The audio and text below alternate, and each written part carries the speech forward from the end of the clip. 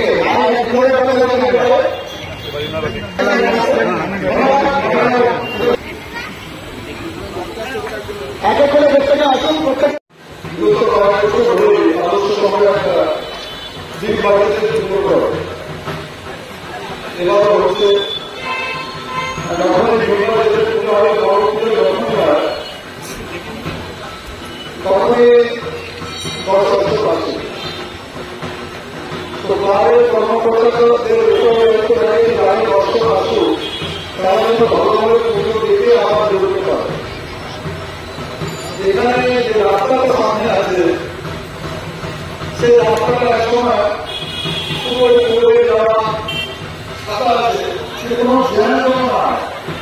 আপনাদের volunteer sufficient volunteer আছে, দর্শক আমাদের জিনিসটা এখানে এভাবে বিগ বাজেটের পুজো আছে, বড় পুজো এখনই চারিদিকে 50 চারিদিকে এখনো হয়ে গেছে। এই জ্ঞানটাকে কন্ট্রোল করাটা খুব জরুরি। আর বড়টা যতটা সহজ, করাটা ততটাই কষ্টকর। এত মানুষের সমাগম হয় যে ক্লাব কর্তারা কি করবো এরকম একটা পরিস্থিতিতে চলে আসে।